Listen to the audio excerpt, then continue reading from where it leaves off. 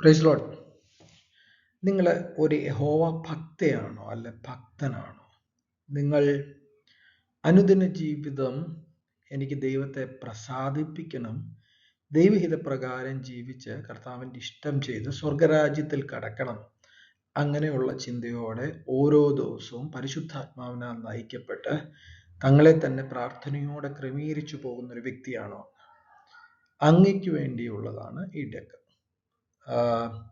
ഒരു പക്ഷെങ്കിൽ നമ്മൾ പലപ്പോഴും സ്ട്രഗിൾ ചെയ്യുന്ന ചില വിഷയങ്ങളെ അഡ്രസ്സ് ചെയ്യാമെന്ന് വിചാരിച്ചു. കാര്യം വളരെ ആനുകാലിക പ്രസക്തിയും അത്യാവശ്യവും കണ്ടതുകൊണ്ട് പരിശുദ്ധാത്മ പ്രേരിതനായി ചെയ്ത ഒരു ഡെക്കാണ് ഇത്. ഏകദേശം ഒരു വർഷമായി ഒരു സാഹചര്യം അതിനുണ്ടായപ്പോൾ ചെയ്തു. എന്നാൽ ഇപ്പോൾ ഇത് അത്യന്താപേക്ഷിതമായി ഇത് പുറത്തിറക്കണം, ഇത് മറ്റുള്ളവരോട് പറയണം എന്നുള്ളത് ഒരു സുവിശേഷകന്റെ ജോലി എന്നതുപോലെ ഞാനിത് ചെയ്യുന്നു.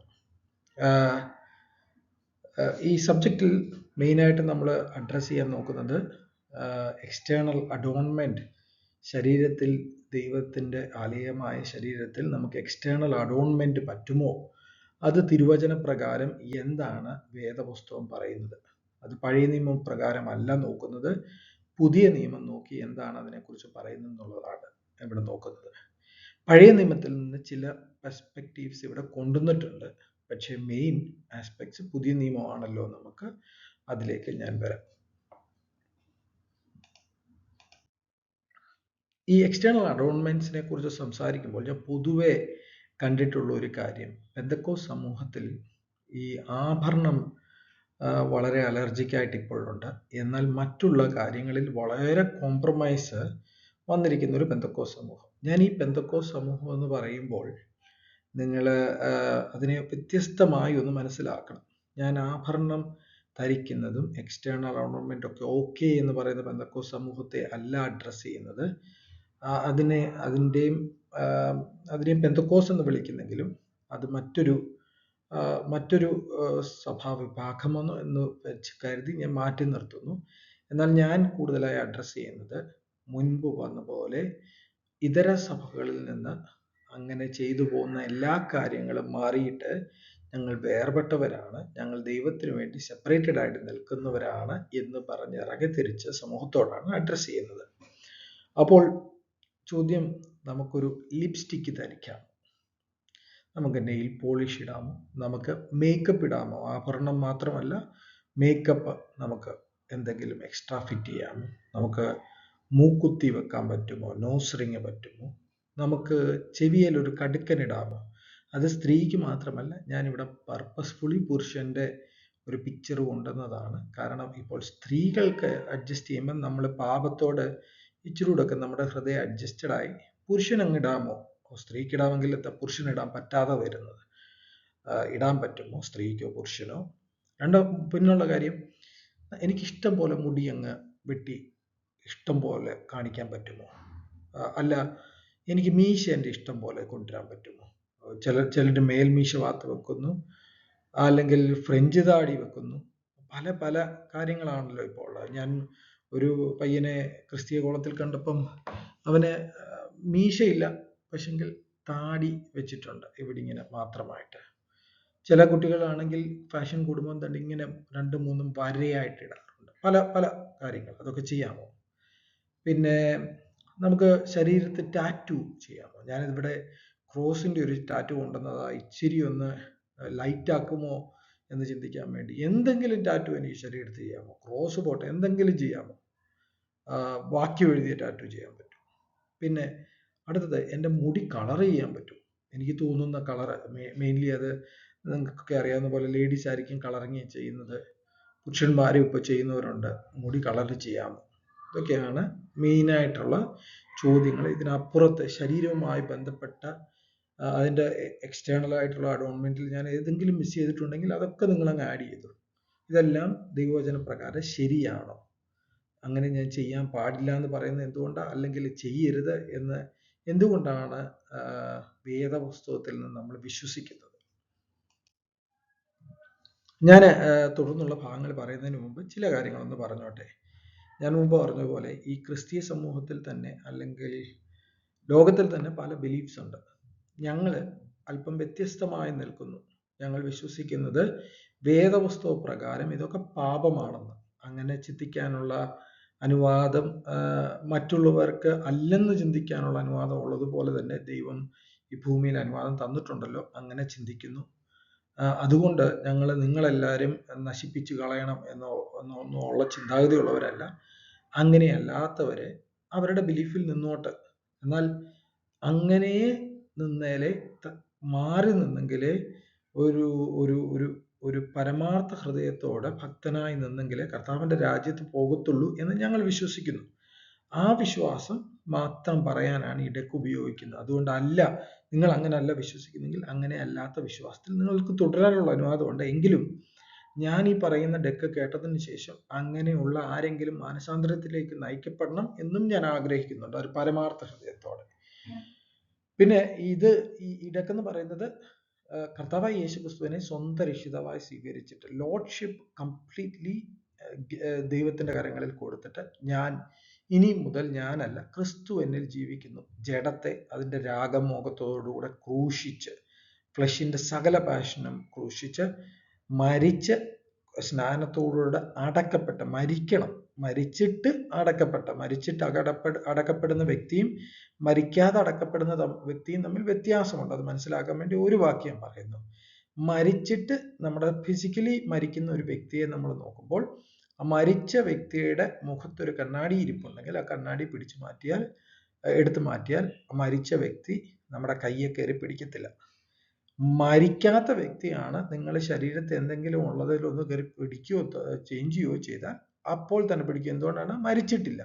അതുകൊണ്ടാണ് ഞാൻ ഉദ്ദേശിച്ചത്, കർത്താവായ യേശു ക്രിസ്തുവിനെ സ്വന്തം രക്ഷിതാവായി സ്വീകരിച്ച് മരിച്ച് അടക്കപ്പെട്ട ജീവന്റെ പുതുക്കത്തിൽ നടക്കപ്പെടാൻ എഴുന്നേറ്റ് വന്ന് അങ്ങനെ ക്രിസ്തുവിനായി ജീവിക്കുന്ന, ജഡത്തെ അതിന്റെ രാഗമോഹത്തോട് ക്രൂശിച്ച് ആത്മാവിനാൽ നയിക്കപ്പെട്ട് ദൈവത്തെ പ്രസാദിപ്പിച്ച് ജീവിക്കുന്നവർക്ക് വേണ്ടിയുള്ള ഡെക്കാണ് ഇത്.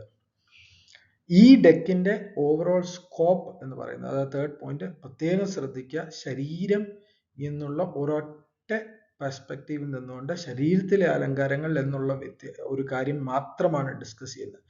അതിന്റെ അർത്ഥം മറ്റു കാര്യങ്ങളൊന്നും ഇമ്പോർട്ടൻ്റ് അല്ല എന്നുള്ളതല്ല. സ്കോപ്പിൽ തന്നെ നിന്ന് ഇതിനെ പഠിക്കുവാൻ ശ്രമിക്കുക. കാര്യം ഞാൻ പലപ്പോഴും ശ്രദ്ധിച്ചിട്ടുണ്ട്, ഈ ഒരു വിഷയം അങ്ങോട്ട് പറഞ്ഞു തുടങ്ങുമ്പോഴത്തേക്ക് പിശാച് മൈൻഡിൽ കൊണ്ടുവരും, അങ്ങനെയാണെങ്കിൽ വലിയ വീടോ വലിയ കാറോ, പിന്നെ അങ്ങനത്തെ ഒത്തിരി ചോദ്യങ്ങൾ വരും. കാറും വീടും ഒക്കെ വ്യത്യസ്തമായി പഠിക്കണം.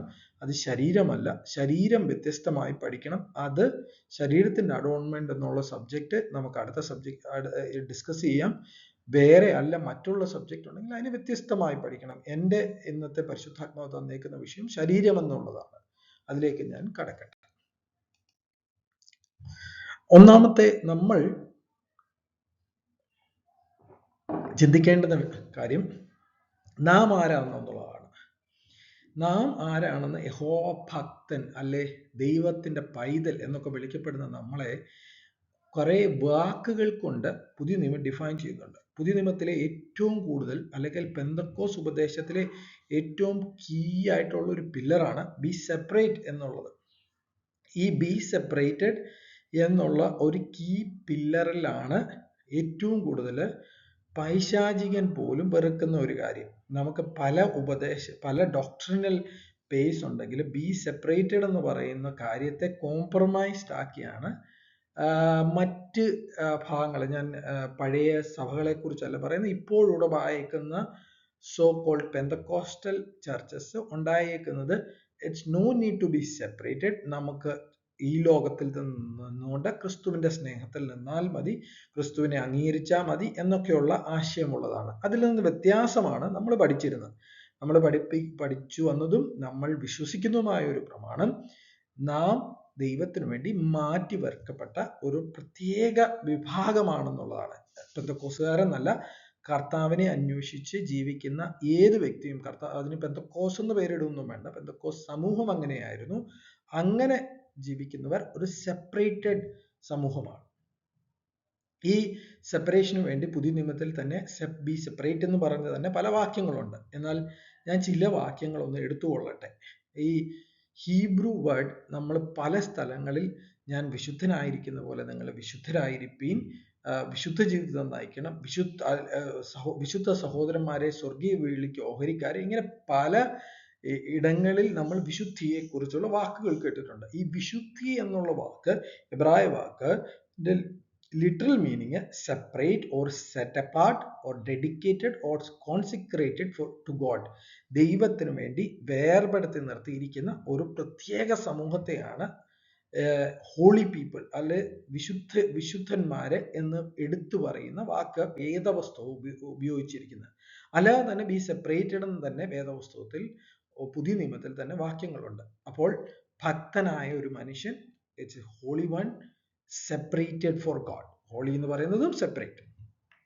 അടുത്തൊരു വാക്ക്, നമ്മൾ ദൈവസഭയുടെ കർത്താവ് രക്ഷിക്കപ്പെടുന്നവരെ ദിനം പ്രതി സഭയോട് ചേർക്കുന്നു എന്ന് പറയുന്നു.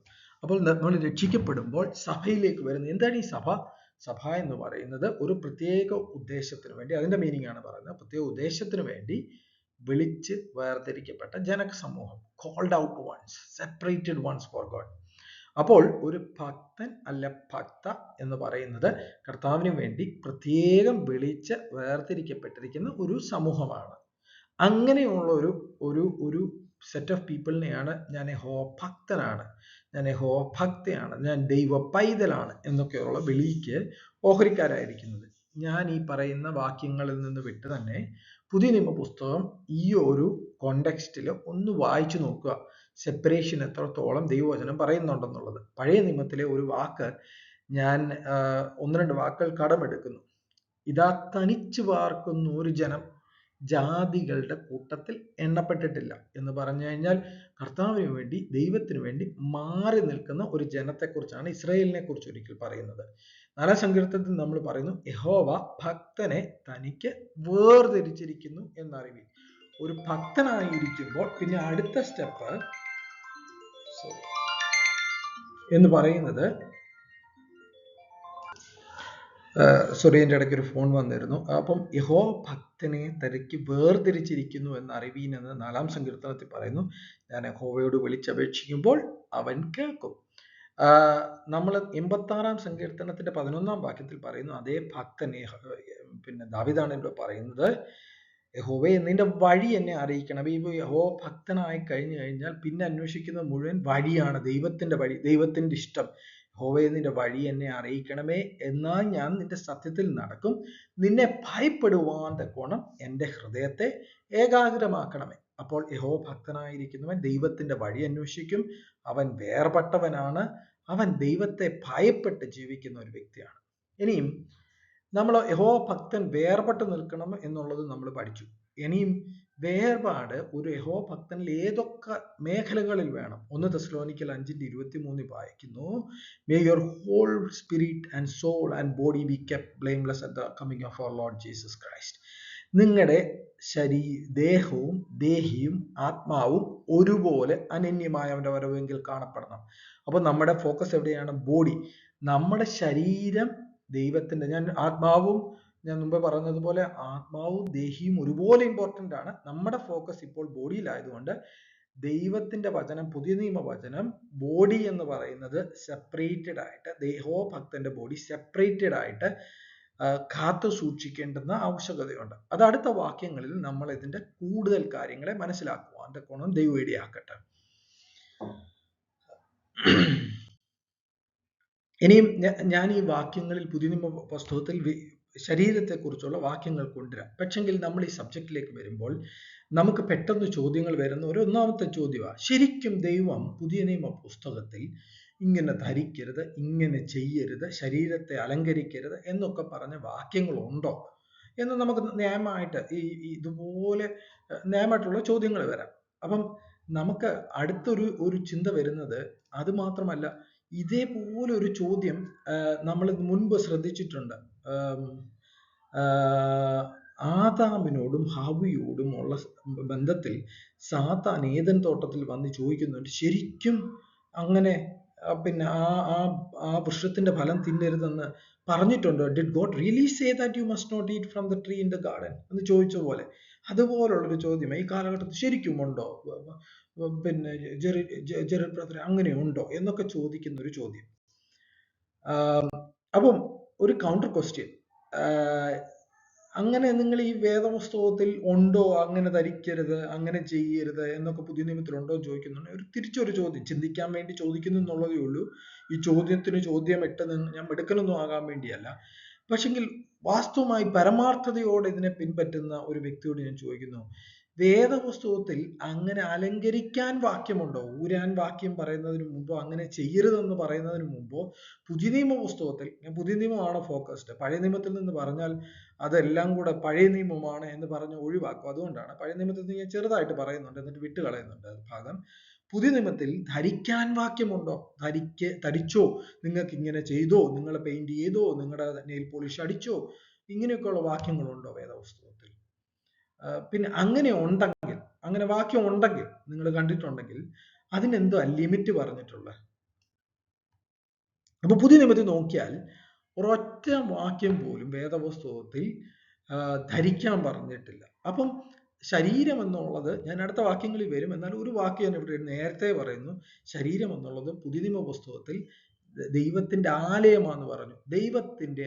നിങ്ങളുടെ ശരീരം ദൈവത്തിന്റെ ആലയമെന്നും ദൈവത്തിന്റെ ആത്മാവ് നിങ്ങളിൽ വസിക്കുന്നുവെന്നും നിങ്ങൾ അറിയുന്നില്ലയോ? ഞാൻ ഇംഗ്ലീഷിലാണല്ല ഇവിടെ ചെയ്തേക്കുന്നത്, മലയാളത്തിൽ ചെയ്യണമായിരുന്നു ഇത്. പക്ഷെങ്കിൽ ഇവിടെ UAE-യിലുള്ള കുഞ്ഞുങ്ങൾക്ക് വേണ്ടി, എൻ്റെ കുഞ്ഞുങ്ങളെ ഉൾപ്പെടെ പഠിപ്പിക്കാൻ വേണ്ടി ഇംഗ്ലീഷിലാണ് ഞാൻ ചെയ്തത്. ഞാൻ മലയാളത്തിൽ ചെയ്യാം.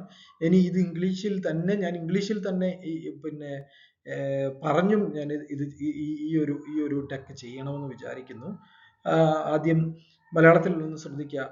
അങ്ങനെ ശരീരം ദൈവത്തിന്റെ ആലയമാണ്. രണ്ടാമത്തെ കാര്യം, ഈ ശരീരം നിങ്ങളുടേതല്ല. വേദപുസ്തകം പറയുന്ന വാക്യമാണ്, ഈ ശരീരം നിങ്ങളുടേതല്ല, നിങ്ങളെ വിലയ്ക്ക് വാങ്ങിയിരിക്കാൻ. എങ്ങനെ വിലയ്ക്ക് വാങ്ങിയത്? പൊന്ന്, ഇങ്ങനെ വിലയേറിയ വസ്തുക്കൾ കൊണ്ട് അല്ല, ക്രിസ്തു എന്ന നിർദോഷവും നിഷ്കളങ്കവുമായ രക്തം കൊണ്ട് നിങ്ങളെ വിലയ്ക്ക് വാങ്ങിയ ശരീരമാണ്. അപ്പൊ അങ്ങനെ ശരീരത്തില് ധരിക്കാൻ വാക്യമില്ല. ഇനി നമുക്ക് ഓൾഡ് ടെസ്റ്റ്മെന്റിൽ, ഞാൻ കുറച്ച് ഓൾഡ് ടെസ്റ്റ്മെന്റ് പറയണമെന്ന് പറഞ്ഞല്ലോ, ഓൾഡ് ടെസ്റ്റ്മെന്റിൽ ധരിക്കാൻ വാക്യമുണ്ട്. അതൊരു സന്തോഷമായെന്ന് എനിക്ക് തോന്നുന്നു. ധരിക്കാനെന്ന് ഞാൻ ഇതുപോലെ ആഭരണം മാത്രമോ പറഞ്ഞ, മറ്റു കാര്യങ്ങൾക്ക് ഓൾഡ് ടെസ്റ്റ്മെന്റിൽ അങ്ങനൊന്നും പറഞ്ഞിട്ടില്ല. എന്നാലും ഇതൊന്ന് ശ്രദ്ധിച്ചു നോക്കാം. ആഭരണം ധരിക്കാൻ വാക്യം. Every woman is to ask her neighbor and any woman living in her house for articles of silver and gold and for clothing which you will put on your sons and daughters, and so you will plunder the Egyptians. അപ്പൊ ഇവിടെ ഗോൾഡും സിൽവറും വസ്ത്രങ്ങളും ഒക്കെ വാങ്ങിച്ചിട്ട് നിങ്ങളുടെ കുഞ്ഞുങ്ങളെ ധരിപ്പിക്കാൻ വേണ്ടി പഴയ നിയമത്തിൽ യഹോവയായ ദൈവം പറയുന്നുണ്ട്. ഈ മിസ്രൈമിൽ നിന്ന് ഇസ്രായേൽ മക്കൾ ഇറങ്ങി വരുമ്പോൾ പറഞ്ഞ ഒരു ഭാഗമാണ്. അത് മാത്രമല്ല, അപ്പം ധരിക്കാം അല്ലേ? പഴയ നിയമത്തിൽ പറഞ്ഞിട്ടുണ്ട്, ദൈവം തന്നെ പറഞ്ഞിട്ടുണ്ട്. അപ്പോഴാണോ ജെറി ബ്രദറെ വലിയ പ്രശ്നം? ദൈവം അവിടെ അത് മാത്രമല്ല പറഞ്ഞ, അടുത്തൊരു ഭാഗം കൂടെ പറയുന്നുണ്ട്, പ്ലണ്ടർ ദ ഈജിപ്ഷ്യൻസ്. അങ്ങനെ നിങ്ങൾ ഈജിപ്ഷ്യൻസിനെ കൊള്ളയിടാൻ പറയുന്നു. അപ്പൊ രണ്ട് കാര്യം പറയുന്നുണ്ട്, ധരിച്ചോ കൊള്ളയിട്ടോ. അപ്പൊ പുതിയ നിയമത്തിൽ നമുക്ക് കൊള്ളയിടാമോ? നമുക്ക് പിന്നെ വല്ലവരുടെയും കാര്യങ്ങൾ സ്റ്റീൽ ചെയ്യാമോ? അപ്പൊ അതൊക്കെ കുഴപ്പമൊന്നുമില്ലേ? അപ്പം അതിന് ഞാനൊന്ന് ജസ്റ്റ് പറഞ്ഞ് ഇതങ്ങ് ക്ലോസ് ചെയ്യാം. ഇതെന്ന് പറയുന്നത് ഉൽപ്പത്തി പുസ്തകം 15-ാം അധ്യായം 14-ാം വാക്യത്തിൽ ദൈവം പറഞ്ഞ ഒരു പ്രോമിസിന്റെ നിറവേറ്റമായിരുന്നു. കാര്യം, കാലങ്ങളായി ഇസ്രായേൽ മക്കളെ മിസ്രൈമ്യർ പീഡിപ്പിച്ച് അവരുടെ കഷ്ടപ്പാടിന്റെ വേർപ്പിന്റെ ഫലം കൊണ്ട് സമ്പന്നരായി തീർന്ന് അവരോട് യഹോവയായ ദൈവം പറഞ്ഞിരുന്നു, ഞാൻ ഈ നേഷനെ പണിഷ് ചെയ്യും, ആൻഡ് നിങ്ങൾ വലിയ സമ്പത്തുള്ളവരായിട്ട് അവിടെ നിന്ന് പുറത്തു വരുമെന്ന് പറഞ്ഞു. അങ്ങനെയാണ് അവരോട് ഈ കാര്യങ്ങൾ പറഞ്ഞ്, അതുകൊണ്ട് നിങ്ങൾക്ക് ആഭരണം ധരിക്കാമെന്നോ നിങ്ങൾക്ക് വല്ലവരെയും കൊള്ളയിടാമെന്നോ ഒന്നും വേദപുസ്തകത്തിൽ ഒരു അനുവാദവും തന്നിട്ടില്ല. ഇനി അടുത്ത കാര്യം, അതേ യഹോവയായ ദൈവം നിങ്ങൾ ഇവിടെ നോക്കുകയാണെങ്കിൽ പറഞ്ഞിട്ടുണ്ട്, പുറപ്പാട് പുസ്തകം 33-ാം അധ്യായം 5-6 പറയുന്നു, so take off your ornaments, നിങ്ങളുടെ ആഭരണം നിങ്ങൾ മാറ്റിക്കളയുക എന്ന് എടുത്തു പറയുന്നുണ്ട്.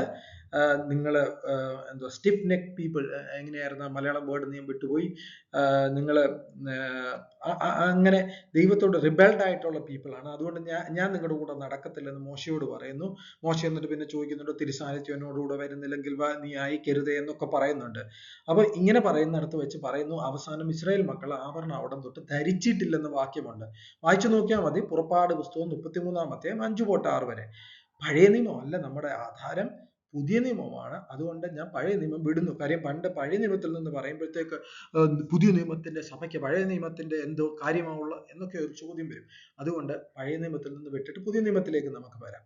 ഇനി നമുക്ക് ധരിക്കാമെന്ന് ചിന്തിക്കുന്നുണ്ടെങ്കിൽ എന്ത് ലിമിറ്റ് വരെ ആകാം. ഞാൻ കുറച്ച് ഫോട്ടോസ് ഒരു കട്ടിംഗ് ആയിട്ട് എടുത്തുകൊണ്ട് വന്നതാ. നിങ്ങൾക്ക് വേദപുസ്തക പ്രകാരം ധരിക്കാമെങ്കിൽ എന്തൊക്കെ അലൗ ചെയ്യാം. ഉദാഹരണത്തിന് ഒരു ഞാനിവിടെ ഒരു 8 പിക്ചർ എടുത്തിട്ടു. ഇതെല്ലാം പറ്റുമോ? എനിക്കങ്ങ് തോന്നുന്ന പോലെ അങ്ങ് ചെയ്യുകയാണ്, എൻ്റെ ഇഷ്ടം പോലെ കാര്യങ്ങൾ ചെയ്യുക. എവിടെ വരെയാണ് ലിമിറ്റ്സ് ഉള്ളത് വേദപുസ്തകത്തിൽ? സത്യത്തിൽ ഞാനൊരു കാര്യം പറയട്ടെ, വേദപുസ്തകത്തിൽ ഒരു ഭക്തന് തൻ്റെ ശരീരത്തെ ഒരു കാര്യം കൊണ്ടും അലങ്കരിക്കാൻ പറ്റത്തില്ല, ഒരു കാര്യം കൊണ്ടും ഒരു പരിപാടിയും ചെയ്യാൻ പറ്റത്തില്ല. അതുകൊണ്ടാണ് യഹോവ ഭക്തന്മാരായ നമ്മുടെ പൂർവ്വ പിതാക്കന്മാര് ഈ കേരളക്കരയിൽ തന്നെ ദൈവത്തെ അന്വേഷിച്ച് ഇറങ്ങുന്ന സമയത്ത് അപമാനിക്കപ്പെട്ടിട്ടും ഉപദ്രവിക്കപ്പെട്ടിട്ടും അവർ ഒരു തരി പോലും ഈ കാര്യത്തിന് വ്യത്യാസം വരുത്താതെ എല്ലാറ്റിൽ നിന്നും വേർപെട്ട് നിന്നത്. ഒരു കാര്യത്തിലും അവർ അഡ്ജസ്റ്റ് ചെയ്തിട്ടില്ല. അങ്ങനെ വന്ന് അവർ കത്രിമേശ കൊടുക്കത്തില്ലായിരുന്നു, സ്നാനപ്പെടുത്തത്തില്ലായിരുന്നു, സഭയിൽ വരുന്ന ഒരു വ്യക്തിക്ക് പോലും ഒരു ചോദ്യമില്ലായിരുന്നു. കാര്യം പരിശുദ്ധാത്മാവിന്റെ ആക്ച്വൽ മൂവ്മെന്റ് നടന്ന് ശരിക്കും ജഡത്തെ അതിന്റെ രാഗമോഹത്തോട് ക്രൂശിച്ച് ശരിക്കും മരിച്ചവരെ അടക്കിയിട്ട് എഴുന്നേൽപ്പിക്കുകയായിരുന്നു. പക്ഷെങ്കിൽ ഞാൻ ഈ ഭാഗം പറയുമ്പോൾ ദുഃഖത്തോടുകൂടെ ഒരു കാര്യം ഞാൻ ഈ കോണ്ടെക്സ്റ്റിൽ അല്ലെങ്കിൽ പറയാ, ഇത് മാത്രമല്ല കേട്ടോ പ്രധാനം.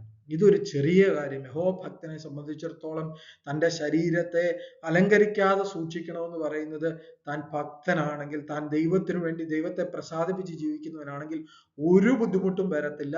എനിക്കതിന് പൂർണ്ണ പ്രാഗൽഭ്യമുണ്ട്. അത്രയും ഞാൻ പറഞ്ഞു, ഈ ഭാഗം വിടുന്നു. അത് മാത്രമല്ല, നമ്മുടെ തെരഞ്ഞെടുപ്പും നമ്മുടെ പിന്നെ പാനലും എത്ര തെറ്റുകൾ നമുക്ക് പറയാനുണ്ട്. ഒത്തിരി കാര്യങ്ങൾ നമ്മൾ ക്രമീകരിക്കപ്പെടേണ്ടതുണ്ട്. ഈ കാര്യത്തിൽ ഒരു ബോധ്യത കൊണ്ടുവരാൻ വേണ്ടിയാണ് ഞാൻ ഈ ഒരു സ്ലൈഡിലേക്ക് വന്നത്. അപ്പൊ ഒരു കാര്യവും നമുക്ക് അനുവാദമുള്ളതല്ല എന്ന് മനസ്സിലായി കാണുമെന്ന് വിചാരിക്കുന്നു.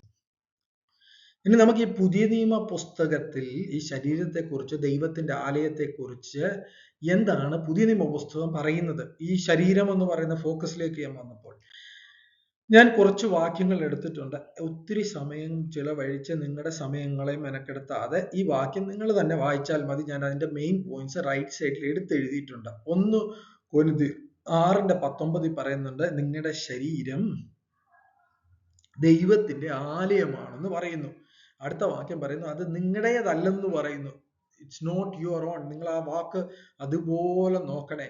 നിങ്ങളെ എങ്ങനെ വിലയ്ക്ക് വാങ്ങി എന്ന് പറയുന്നു, bought with blood of Jesus. അതുകൊണ്ട് ലാസ്റ്റ് വേർഡ്സ് പറയുന്നു, ദൈവത്തെ നിങ്ങളുടെ ശരീരം കൊണ്ട് മഹത്വീകരിക്കണമെന്ന് പറയുന്നു. 1 തെസ്സലോനിക്കർ 5:23 നമ്മൾ മുമ്പ് തുടങ്ങിയപ്പം പറഞ്ഞതാണ്, ദേഹം, ദേഹി, ആത്മാവ്, ഈ ബോഡിയെയും ബ്ലെയിംലെസ് ആയിട്ട് കീപ്പ് ചെയ്യണമെന്ന് പറയുന്നു. ഇനി റോമർ 12:1 പറയുന്നു, സഹോദരന്മാരെ, ഞാൻ ദൈവത്തിന്റെ മനസ്സലിവ് ഓർപ്പിച്ച് നിങ്ങളെ പ്രബോധിപ്പിക്കുന്നത്, നിങ്ങൾ ബുദ്ധിയുള്ള ആരാധനയായ നിങ്ങളുടെ ശരീരങ്ങളെ ജീവനും വിശുദ്ധിയും ദൈവത്തിന് പ്രസാദവുമുള്ള യാഗമായി സമർപ്പിപ്പീൻ. ഈ ലോകത്തിന് അനുരൂപരാകരുത്. അപ്പൊ ഇംഗ്ലീഷിൽ നമ്മൾ പറയുന്ന words, give your bodies to God. നിങ്ങളുടെ ശരീരത്തെ ദൈവത്തിന് കൊടുക്കണം. Let it be living sacrifice. ഈ സാക്രിഫൈസ് പഴയ നിയമ പുസ്തകത്തിൽ നിന്ന് യാഗം ചെയ്ത് അവരോട് ദൈവത്തോട് നിയമം ചെയ്ത ഭക്തന്മാരുടെ കാര്യങ്ങളൊക്കെ നമ്മൾ വേദപുസ്തകത്തിൽ വായിക്കുന്നുണ്ട്. ആ യാഗപീഠത്തിൽ കൊണ്ടുവന്ന് യാഗവസ്തുവിനെ കൊണ്ടുവച്ചിട്ട് തൊലി ഉരിച്ചതിന് ശേഷം ഈ യാഗവസ്തു ഏതായിരുന്നു മൃഗമെന്ന് പോലും അറിയാൻ വയ്യാത്ത പോലെ, കാര്യം തൊലി ഉരിഞ്ഞു കഴിഞ്ഞാൽ പിന്നെ കാണത്തില്ലല്ലോ, അവിടെ വെച്ച് അവൻ കത്തിച്ചാമ്പലായി തീരുന്ന ഒരു സിറ്റുവേഷനെ നോക്കി നിന്നുകൊണ്ട് പഴയ നിയമ പുസ്തകത്തിൽ നിന്ന് പുതിയ നിയമ പുസ്തകത്തിലോട്ട് കൊണ്ടുവന്നിട്ട് പറഞ്ഞ ലിവിങ് സാക്രിഫൈസ് ആയിരിക്കണം എന്ന് വെച്ച് കഴിഞ്ഞാൽ, it's not you anymore, live for the glory of God. നിങ്ങൾ തിന്നാലും കുടിച്ചാലും എന്ത് ചെയ്താലും എന്ന വേദപുസ്തകത്തിൽ ഒരു വാക്യമുണ്ട്. അത് അങ്ങനെ തന്നെ നിങ്ങൾ വായിച്ചിട്ടില്ലേ? അത് വിഗ്രഹാർപ്പിതത്തെ കുറിച്ച് പറയുന്നിടത്താ പറയുന്നത്, തിന്നാലും കുടിച്ചാലും എന്ത് ചെയ്താലും ദൈവത്തിന് പ്രസാദമായിരിക്കണം. അപ്പോൾ ഈ ലിവിങ് സാക്രിഫൈസ് ആയിട്ട് നിൽക്കണം. അടുത്ത 12:2 പറയുന്നു, do not copy the patterns of this world. നിങ്ങൾക്ക് ഈ ലോകം ചെയ്യുന്ന ഒരു പരിപാടിയും നിങ്ങൾക്ക് നിങ്ങളുടെ ശരീരത്തിൽ ചെയ്യാൻ കഴിയുകയില്ല. നിങ്ങളുടെ ശരീരം എന്ന് പറയുന്നത് ദൈവത്തിന്റെ ആലയമാണ്. അവൻ നിങ്ങളെ വിലയ്ക്ക് വാങ്ങിയതാണ്. അവൻ പിന്നെ സാധാരണ പണം കൊടുത്ത് വാങ്ങിയതല്ല, സ്വന്തം രക്തം കൊടുത്ത് വിലയ്ക്ക് വാങ്ങിയത്. അതുകൊണ്ട് ഒന്നും ചെയ്യാൻ പറ്റത്തില്ല. കൊലോസ്യർ 2:11 പറയുന്നു, put off the body of flush. ഈ ജഡശരീരത്തെ ഉരിഞ്ഞു കളഞ്ഞ് ക്രിസ്തുവിനായി ജീവിക്കണമെന്ന്. അങ്ങനെ പിന്നെ നിങ്ങൾ ഈ വാക്യങ്ങളെല്ലാം ഒന്ന് ശ്രദ്ധിച്ച് ഈ ജഡത്തെ അനുസരിച്ച് നടക്കരുതെന്ന് പറയുന്നത്, ഒരുവൻ ക്രിസ്തുവിലായാൽ അവൻ എന്തായി തീരുന്നു? Those who are crucified, they have crucified flesh with its passion. നമ്മൾ ഒരു മരിച്ചടക്കപ്പെടുന്ന ക്രിസ്തുവിനായി ഒരുവനായി തീരുന്നുണ്ടെങ്കിൽ അവൻ അവന്റെ ഫ്ലഷിനെയും അവന്റെ പാഷൻസിനെയും ഒരുമിച്ച് അടക്കി അവൻ ജീവന്റെ പുതുക്കത്തിൽ എഴുന്നേറ്റ് വരുന്നത്. അടുത്ത വാക്യം റോമർ 13:14 വായിച്ചു നോക്കുക. Make no provision for the flesh to gratify desires. പിന്നെ റോമർ 8:13 പറയുന്നു, if you live according to flesh you will dye.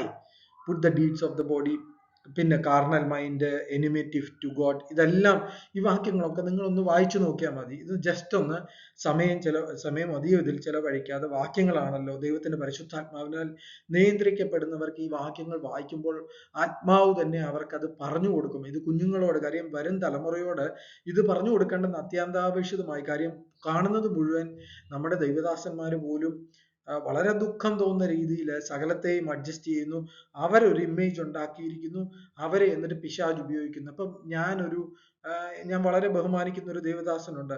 അദ്ദേഹം ഒരു മീശ വെച്ചിട്ടുണ്ട്, മേൽമീശ വെച്ചിട്ടുണ്ട്.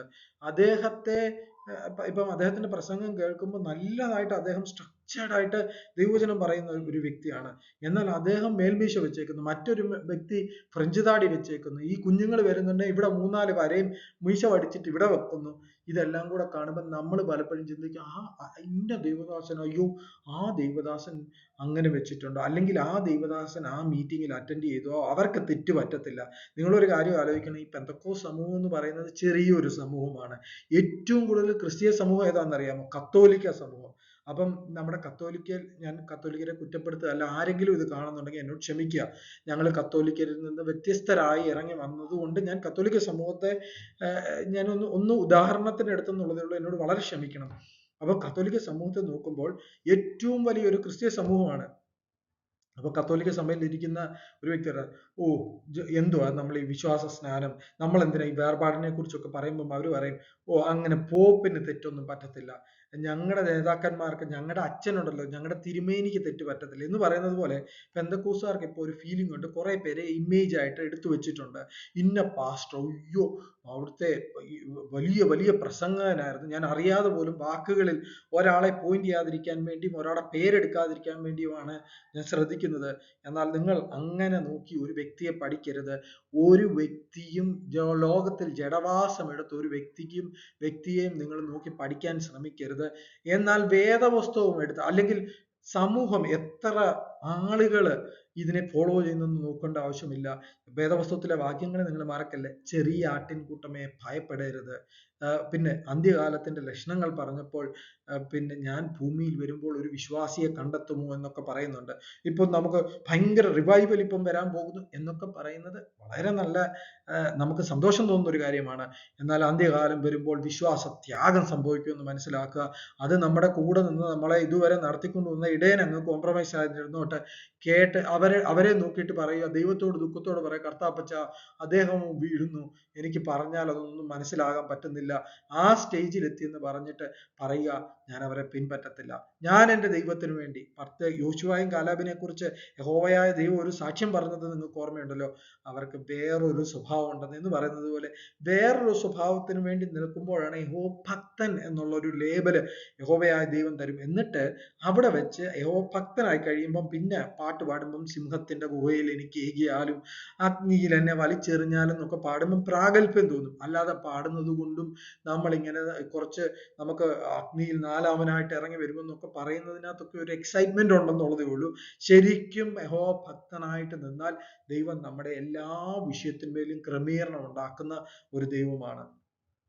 അപ്പൊ ഞാൻ ഇത്രയും പറഞ്ഞിട്ട് അടുത്ത ഭാഗത്തേക്ക് വരുന്നത്, നിങ്ങൾ ഈ പഴയ നിയമ പുസ്തകത്തിൽ യഹോവയായ ദൈവം വന്ന് വസിക്കുവാനുള്ള ടാബർനാക്കിളിലേക്ക് യഹോവയായ ദൈവം വരുന്നതിന് മുമ്പ് ടാബർനാക്കിൾ ഉണ്ടാക്കുന്നതിനെ കുറിച്ച് പുറപ്പാട് പുസ്തകം 39 അധ്യായത്തില് 9 തവണ ഞാൻ പർവ്വതത്തിൽ കാണിച്ച മാതൃക പ്രകാരം തന്നെ ഉണ്ടാക്കണമെന്ന്. നിങ്ങൾ ഈ ഭാഗം ഒന്ന് വായിച്ചു നോക്കണേ, പുറപ്പാട് പുസ്തകത്തിൽ നിന്ന്. അങ്ങനെ തന്നെ ഉണ്ടാക്കണം എന്ന് പറഞ്ഞ വാക്യം എടുത്ത് പറഞ്ഞ് ഓരോന്നും ഉണ്ടാക്കി കഴിയുന്നുണ്ട്. ഞാൻ ഇങ്ങനെ പിന്നെ ഇതിങ്ങനെ ഉണ്ടാക്കി പർവ്വതത്തിൽ കാണിച്ച മാതൃക പ്രകാരം തന്നെ എന്ന് പറഞ്ഞ് പുറപ്പാട് പുസ്തകം 40 അധ്യായത്തിലേക്ക് എക്സോഡസ് 40 എത്തുമ്പോൾ നിങ്ങൾ നോക്കിക്കോണം. അതിന്റെ 34 വാക്യത്തിൽ എല്ലാം ദൈവം പറഞ്ഞതുപോലെ ഉണ്ടാക്കിയതിന് ശേഷം ദൈവത്തിന്റെ ആത്മാവ് അവിടേക്ക് വന്ന് ഇറങ്ങുന്നു എന്ന് പറയുന്നു. അപ്പം ദൈവത്തിന്റെ ആത്മാവ് ഇറങ്ങണമെങ്കിൽ ദൈവത്തിന്റെ ശരീരമാകുന്ന മന്ദിരം എൻ്റെ പിതാവ് സൃഷ്ടിച്ചതാ. നിങ്ങളുടെ ജഡം പ്രകാരം ലോകത്തിലെ കണ്ണാണ് നിങ്ങളെ പിടിച്ച് പറയുന്നത്. ആ പാറ്റേൺ നോക്കിയേ, നിങ്ങൾ ആ കളർ ഒന്ന് മാറ്റിക്കേ, നിങ്ങൾ ആ ചെവിയലൊന്ന് ഞാത്തിക്കേ, നിങ്ങൾ അതൊന്നും പോരാ, കുറച്ച് മേക്കപ്പ് ഒന്ന് ഇട്ടേ, അല്ലെങ്കിൽ ഇതങ്ങ് അഡ്ജസ്റ്റ് ചെയ്ത്. ബന്ധുക്കോസുകാർ കുറെ പേര് പണ്ടൊന്നും പിരിയത്തെ തൊടാൻ പറ്റത്തില്ലായിരുന്നു, പിരിയോ ഒന്ന് ഷേപ്പ് ചെയ്ത് അതിനിങ്ങനെ വളച്ചൊന്ന് ഷേപ്പ് ചെയ്ത്. ഇതൊക്കെ ദൈവം വെച്ച വ്യവസ്ഥയ്ക്കൊത്തോണം. നമ്മുടെ ജഡത്തിന്റെ കണ്ണാണ് നമ്മെ പിടിച്ച്, അത് ദൈവം ഉണ്ടാക്കിയത് ഇംപെർഫെക്റ്റ് ആണ് നമുക്ക് തോന്നാൻ കാരണം. ദൈവം ഉണ്ടാക്കിയത് പെർഫെക്റ്റ് ആണോ തോന്നണമെന്നുണ്ടെങ്കിൽ ആത്മാവിനാൽ നയിക്കപ്പെടണം. അതുകൊണ്ടാണ് പറയുന്നത് പരിശുദ്ധാത്മാവിന്റെ നിറവിൽ ജീവിതം വേണമെന്നുള്ളത്. ഇപ്പോൾ പരിശുദ്ധാത്മാഭിഷേകം തന്നെ വേണ്ടാതെ നമുക്ക് തോന്നി തുടങ്ങി. അതൊക്കെ മറ്റൊരു വിഷയമാണ്, ഞാൻ അതിലേക്ക് വരുന്നില്ല. എങ്കിലും ഞാൻ പറയുന്നത്, പഴയ നിയമത്തിൽ ദൈവത്തിന്റെ ആലയത്തിൽ ഇറങ്ങി വരണമെങ്കിൽ എത്ര വട്ടം പറഞ്ഞു, ഞാൻ ഉണ്ടാക്കി കാണിച്ചു തന്ന മാതൃക പ്രകാരം മോശയെ ഞാൻ നിന്നോട് പറഞ്ഞതുപോലെ തന്നെ ഉണ്ടാക്കണമെന്ന് പറഞ്ഞെടുത്താണ് ദൈവത്തിന്റെ ആലയത്തിലേക്ക് ഇറങ്ങി വന്നത്. അപ്പൊ ന്യൂ ടെസ്റ്റ്മെന്റിൽ ശരീരം ദൈവത്തിന്റെ ആലയമാണ്. ദൈവത്തിന്റെ ആത്മാവ് എന്ന് പറഞ്ഞാൽ ദൈവം വന്ന് വസിക്കുന്ന ഏരിയ ആണ് എൻ്റെ ശരീരം. അതുകൊണ്ട് ഞാൻ എത്ര സെപ്പറേറ്റഡ് ആയിട്ട് സൂക്ഷിക്കേണ്ട ഒരു ഭാഗമാണെന്ന് നിങ്ങൾ തന്നെ ഇത് മനസ്സിലാക്കുക. ഇനിയും ഞാൻ ഒരു 2 ഭാഗമായിട്ടാണ് ഇത് ചെയ്യണമെന്ന് വിചാരിക്കുന്നു. മെയിൻ സബ്ജക്റ്റ് അവതരിപ്പിച്ചതിന് ശേഷം ചോദ്യോത്തരം വരുന്നുണ്ട്. കുറെ ന്യായമായിട്ടുള്ള കുറെ ചോദ്യങ്ങൾ ഞാൻ ഒത്തിരി നാളായി ഇതിനെക്കുറിച്ച് കേൾക്കുന്നുണ്ട്. അപ്പൊ ഞാൻ ഇതിനെ ആർക്കെങ്കിലും പറഞ്ഞു കൊടുക്കാൻ വരുമ്പം കുറെ ചോദ്യങ്ങൾ വരും, വളരെ കുടുക്ക് ചോദ്യങ്ങളൊക്കെ. ആ ചോദ്യങ്ങളെല്ലാം ഞാൻ ഇട്ടിട്ടുണ്ട്. ഈ ചോദ്യങ്ങളല്ല, ഇനിയും കുറച്ച് ചോദ്യങ്ങളുണ്ടെങ്കിൽ എന്നെ അറിയാവുന്നവർക്ക് കണക്ട് ചെയ്ത് എനിക്ക് ചോദ്യങ്ങൾ ഇട്ട് തന്നാൽ മതി. ഞാൻ ആ ചോദ്യത്തിനൊത്ത് ദൈവവചന പ്രകാരം എന്നെ കൊണ്ട് കഴിയുന്ന രീതിയിൽ ഉത്തരം പറഞ്ഞു തരാം. പിന്നെ അപ്പൊ ഒരു ചോദ്യം ഞാൻ ഇടയാ, ഈ ചോദ്യം തന്നെ ഇതിനകത്ത് ഈ ഒരു ചോദ്യം പോലെ തന്നെ നിങ്ങൾക്ക് എന്ത് ചോദ്യവും ചോദിച്ചിട്ട് ഞാൻ ഈ അപ്ലൈ ചെയ്തേക്കുന്ന റൂളൊന്നും നിങ്ങൾ അപ്ലൈ ചെയ്താൽ മതി. ഭക്തനാകാൻ ശ്രമിക്കുന്നുവെങ്കിൽ എനിക്ക് എൻ്റെ നെയിലിന്റെ കളർ ഒന്ന് മാറ്റണം. ഏത് കളറും ആയിക്കോട്ടെ, റെഡ് ആണോ ഗ്രീൻ ആണോ, എൻ്റെ ഇഷ്ടം പോലെ അത് മാറ്റണമെന്ന് എൻ്റെ ഹൃദയം ജഡം എന്നോട് തോന്നിപ്പിച്ചു. ഒന്നാമത്തെ ചോദ്യം ചോദിക്കുക, ഈ ശരീരം is this change on the body which is temple of God which is not my own. എൻ്റെ അല്ലാത്ത ശരീരത്താണോ ഈ ചേഞ്ച് ഞാൻ ചെയ്യാൻ പോകുന്നത്? ഏത് ശരീരമാണ്? ദൈവത്തിന്റെ ആലയം ആ ശരീരത്തിൽ. അപ്പം ആൻസർ ശരിയാണ്, ഞാൻ ദൈവത്തിന്റെ ആലയത്തിലാണ് ഇത് ചെയ്യാൻ പോകുന്നത്. ഇനി അടുത്ത ചോദ്യം, is Bible explicitly allowing this change? ഇത് ബൈബിൾ എക്സ്പ്ലിസിറ്റ് ആയിട്ട് ചെയ്തോ, കുഴപ്പമൊന്നുമില്ല, കളർ ചെയ്തോ എന്ന് പറഞ്ഞിട്ടുണ്ടോ? ഇല്ല. അടുത്ത ചോദ്യം, is there a Bible verse clearly restricting this change? ചെയ്യരുതെന്നും പറഞ്ഞൊരു വാക്യമുണ്ടോ? ഇല്ല, അങ്ങനെയില്ല. അപ്പൊ ഇത് രണ്ടും മൂന്നും വളരെ പോസിറ്റീവായിട്ട് കുഴപ്പമൊന്നും ഇല്ലെന്നുള്ള സിറ്റുവേഷൻ എടുത്തു. ഇനി അടുത്തൊരു ചോദ്യം, is there any desire of flesh eyes involve in this change?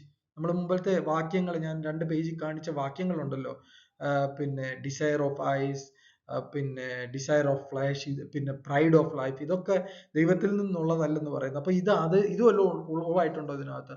ഉണ്ട്. കാര്യം എൻ്റെ ഡിസയർ ഓഫ് ഫ്ലഷ് ആണ് ഇതിനകത്തുണ്ടായിരുന്ന, ഡിസയർ ഓഫ് ഐസ് ഇതിനകത്തുണ്ട്. Is this change triggered by carnal mind which is enemy to God?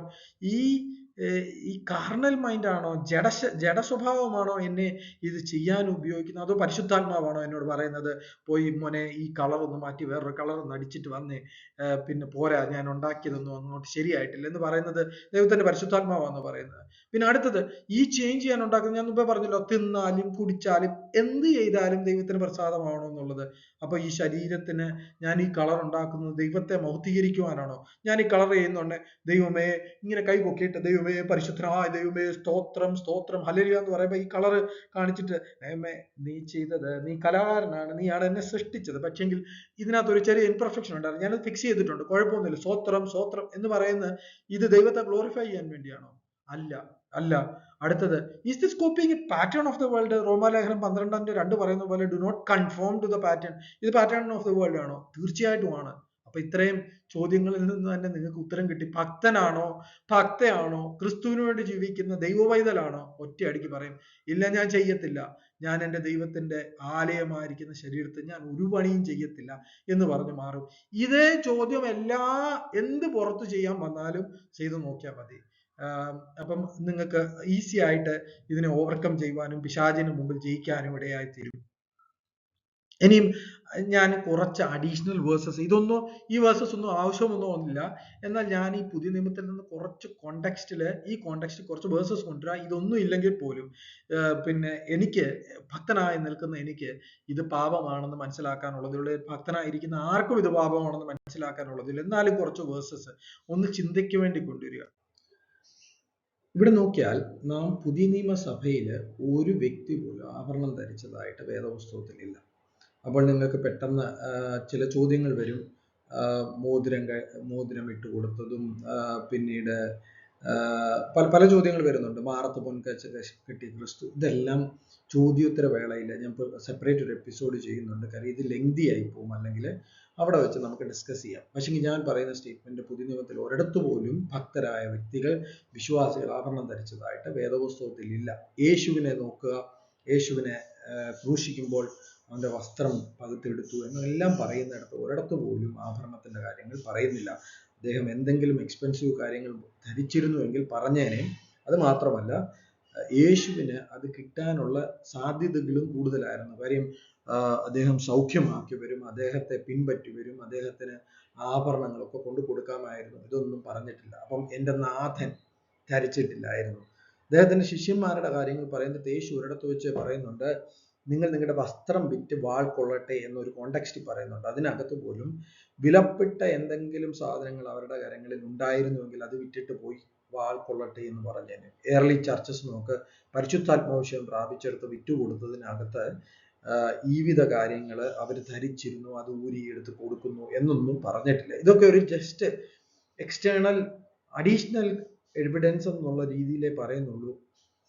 ഒരിടത്ത് പോലും വേദപുസ്തകത്തിൽ പുതിയ നിയമത്തിൽ നമുക്കിത് കാണുവാൻ കഴിയില്ല. ഇനിയും നമ്മൾ അംഗീകരിക്കാത്ത ഒരു പിക്ചറുണ്ട്, യേശുവും ശിഷ്യന്മാരുമുള്ള പിക്ചർ. അത് ചില ക്രിസ്ത്യാനികളൊക്കെ ഭവനത്തിൽ വെക്കും, മിക്ക ക്രിസ്ത്യാനികളും വെക്കാറുണ്ട്.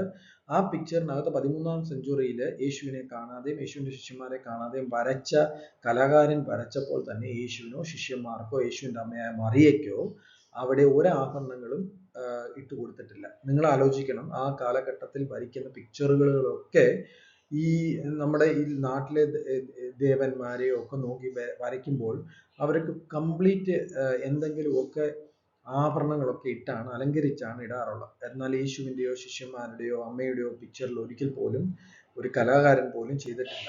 Again, this is an additional thing which I am bringing. This has nothing to do with us. പക്ഷെങ്കിൽ ഇതൊക്കെ ഒന്ന് ശ്രദ്ധിക്കുക എന്ന് മനസ്സിലാക്കാൻ വേണ്ടി പറഞ്ഞെന്നുള്ളൂ.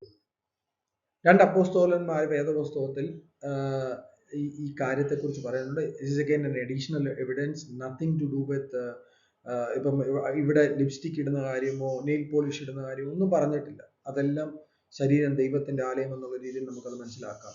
ഇവിടെ POC ബൈബിളിൽ നിന്ന് ഞാനിത് എക്സ്ട്രാക്ട് ചെയ്തിട്ടുണ്ട്. കാര്യം POC ബൈബിളിൽ നമുക്ക് എടുക്കാം, കാരണം നമ്മൾ അംഗീകരിക്കാത്ത ബുക്കല്ല ഞാൻ ഈ എടുത്തേക്കുന്നത്. 1 തിമോഥെയോസ് 2:9 അവർ ഡയറക്റ്റ് ട്രാൻസ്ലേറ്റ് ചെയ്തപ്പോൾ എടുത്തു പറഞ്ഞേക്കുന്നത് ഒരു വാക്ക് നിങ്ങൾ ശ്രദ്ധിക്കുക, പിന്നിയ മുടിയോ സ്വർണമോ രത്നങ്ങളോ വിലയേറിയ ഉടയാടകളോ അണിഞ്ഞ് തങ്ങളെ തന്നെ അലങ്കരിക്കരുത് എന്ന് പറഞ്ഞ് ഒരു കമാൻഡായിട്ട് നിർത്തിയേക്കുന്നു. അപ്പൊ പിന്നിയ മുടി പിന്നെ വിലയേറിയ ഉടയാടകൾ, ഇതൊക്കെ നമ്മൾ ചോദ്യോത്തര വേളയിൽ നമുക്ക് ഡിസ്കസ് ചെയ്യാം. എന്നാൽ ഇതിനകത്ത് നിങ്ങൾ ശ്രദ്ധിക്കേണ്ടത് ഈ വിധ കാര്യങ്ങൾ കൊണ്ട് നിങ്ങളെ അലങ്കരിക്കരുതെന്ന് പൗലോസ് പറയുന്നു. മറ്റൊരു വിദ്യാഭ്യാസ രീതിയിൽ നിന്നിരുന്ന പത്രോസ്, അല്ലെ മീൻപിടുത്തക്കാരനായ പത്രോസ് കോപ്പി പേസ്റ്റ് ചെയ്തതുപോലെ എഴുതി വെച്ചു, ബാഹ്യമുടികളായ പിന്നിയ മുടിയോ സ്വർണ്ണാഭരണങ്ങളോ വിശേഷ വസ്ത്രങ്ങളോ അല്ല നിങ്ങളുടെ അലങ്കാരം എന്നുള്ളത്. അപ്പം ഇവിടെ നിന്ന് നിങ്ങൾ താഴെ ആ ബോക്സിൽ നോക്കിയാൽ നിങ്ങൾ ഈ വ്യത്യാസങ്ങൾ നിങ്ങൾക്ക് മനസ്സിലാക്കും. രണ്ടു കൂട്ടരും ഒരുപോലെ എഴുതി വെച്ചേക്കുന്നു. അപ്പൊ പരിശുദ്ധാത്മാവ് അതിലൂടെയും നമ്മളോട് സംസാരിക്കുമെന്ന് ഞാൻ വിചാരിക്കുന്നു. ഇനിയും ഞാൻ കൺക്ലൂഷനിലേക്ക് വരട്ടെ. ഞാൻ ഏകദേശം വീഡിയോ ചെയ്ത് കഴിഞ്ഞതിന് ശേഷമാണ് മനസ്സിലാക്കിയത് ഞാൻ എന്നെ തന്നെ ഇതിനകത്ത് ഇൻട്രൊഡ്യൂസ് ചെയ്തിട്ടില്ല. അതുകൊണ്ട് ഇൻട്രൊഡക്ഷൻ ഞാൻ ലാസ്റ്റ് സ്ലൈഡിലേക്ക് കൊണ്ടുവരികയാണ്. എൻ്റെ പേര് ജെറിറ്റ് ജോൺ എബ്രഹാം എന്നാണ്. ഞാൻ ഏകദേശം ഒരു 20 വർഷമായി UAE ജോലി ചെയ്യുന്നു. 18-19 വർഷത്തോളം ദുബായിലായിരുന്നു. ഇപ്പോൾ അബുദാബിയിൽ ജോലി ചെയ്യുന്നു. ഞാനൊരു പാസ്റ്ററുടെ മകനാണ്. എൻ്റെ പിതാവ് പുതിയ വേലസ്ഥലങ്ങൾ കണ്ട് സുവിശേഷ വേല ചെയ്തിരുന്നു. അദ്ദേഹത്തിൻ്റെ official name TJ Abraham, Kozhencherry Monachan എന്നറിയപ്പെടും. കാര്യം കോഴഞ്ചേരി ഇന്ത്യ പെന്തക്കോസ്ത് ദൈവസഭയുടെ സഭ സ്ഥാപിക്കുകയൊക്കെ ചെയ്ത് ആദ്യത്തെ അങ്ങനെ വന്നിരുന്നത് കൊണ്ട് കോഴഞ്ചേരി മോനച്ചൻ എന്നാണ് അറിയപ്പെടുന്നത്. ഞാൻ ചെറിയ പ്രായം മുതൽ എൻ്റെ പിതാവ് വളരെ സ്ട്രിക്റ്റ് ആയിട്ട് ഉപദേശത്തിൽ ഈ സഭകളിൽ നിർത്തുവാൻ വേണ്ടി ശ്രമിക്കുന്നത് ഞാൻ ശ്രദ്ധിച്ചിട്ടുണ്ട്. അന്നുണ്ടായിരുന്ന താൻ സ്ഥാപിക്കുന്ന ഏത് സഭയിലും ആദ്യകാല പെന്തക്കോസ്തിന്റെ ഉപദേശത്തെ കർക്കശമായി പിടിച്ചു നിർത്തുവാൻ തക്കവണ്ണം അദ്ദേഹം ഉപദേശം പറയുകയും ശാസിക്കുകയും ഒക്കെ ചെയ്യുന്ന ഇപ്പോൾ വളരെ പ്രായമായിരിക്കുന്ന ഒരു ദൈവദാസനാണ്. ആ കാലഘട്ടത്തിൽ ഞാൻ ചെറിയ കുഞ്ഞായിരിക്കുമ്പോൾ തന്നെ കേട്ടിരുന്ന വചനങ്ങൾ എന്നെ പല സ്ഥലങ്ങളിൽ വെച്ച് പൂർണ്ണമായി ആ വചനത്തിന്റെ ആഴങ്ങളിൽ നിന്ന് അംഗീകരിക്കുവാൻ തക്കവണ്ണം ദൈവം ഇടയാക്കി തീർത്തു. വിദ്യാഭ്യാസ കാലഘട്ടങ്ങളിലൊന്നും ഇതിൽ പെർഫെക്ഷനിലൊന്നും എത്തിയിട്ടില്ല. കാര്യം നമ്മൾ ആരും ഒരിക്കലും പെർഫെക്റ്റഡ് ആണെങ്കിൽ നമുക്ക് ആർക്കും പാപത്തെക്കുറിച്ച് ഒരു ബോധവും വരണ്ട. ഞാൻ ജനിച്ചപ്പോൾ തൊട്ട് ഞാൻ വളരെ ഇന്നസെന്റ് ആയിരുന്നു, എനിക്ക് പാപമൊന്നുമില്ല, പിന്നെ എനിക്കെന്തിനാ യേശുക്രിസ്തുവിന്റെ ആവശ്യം എന്ന് പറഞ്ഞ പോലെ അല്ലല്ലോ. പല തെറ്റുകളിലും വീണ് ദൈവം കാലഘട്ടങ്ങളിൽ അതിൽ നിന്നൊക്കെ രക്ഷിച്ച്, എന്നാൽ കുടുങ്ങിപ്പോകാതെ ദൈവം പലതിൽ നിന്നും രക്ഷിച്ചു. എന്നാൽ ആഴമായ ദൈവത്തിന്റെ വചനത്തിന്റെ ആഴം മനസ്സിലാക്കുവാൻ തക്കോണം ദൈവം ഇടയാക്കി തീർത്തു. അങ്ങനെ ഈ ഒരു ഡെക്ക് ചെയ്യുവാൻ തക്കോണം പരിശുദ്ധാത്മാവിനാൽ വളരെ പ്രേരിതനായി ചെയ്തതാണ്. എനിക്ക് ഭാര്യയും 2 കുഞ്ഞുങ്ങളുമുണ്ട്. കൃപയാൽ എൻ്റെ കുഞ്ഞുങ്ങളെ, എനിക്ക് ഒരു മോളും ഒരു മകനുമാണ് ഉള്ളത്. മോള് 11ൽ പഠിക്കുന്നു, മകൻ 9ൽ പഠിക്കുന്നു. അത് എടുത്ത് പറയുന്നത്, എൻ്റെ മകൾക്ക് ഈ പെൺപിള്ളേരാകുമ്പോൾ ഡ്രസ്സ് വാങ്ങിക്കാൻ പോകുന്നതാണ് ഏറ്റവും വലിയൊരു ചലഞ്ച്. ഞാൻ ഏത് വസ്ത്രം ഇട്ടു ഇറങ്ങുമ്പോൾ കുഞ്ഞിനോട് ചോദിക്കും, മോളെ ഇത് ഒരു ദൈവവൈതലിന് യോജിച്ചതാണെന്ന് മോള് തന്നെ നോക്കിയിട്ട് പറ എന്ന് പറയും. എന്ന് പറഞ്ഞാൽ എനിക്കിന്ന് ദൈവം അനുഗ്രഹിച്ച് ഭൗതികമായി അനുഗ്രഹിച്ചപ്പോൾ പല കാര്യങ്ങളും ചെയ്യുവാനുള്ള കപ്പാസിറ്റി ദൈവം തന്നിട്ടുണ്ട്, കുഞ്ഞുങ്ങൾക്ക് വാങ്ങിച്ചു കൊടുക്കാൻ.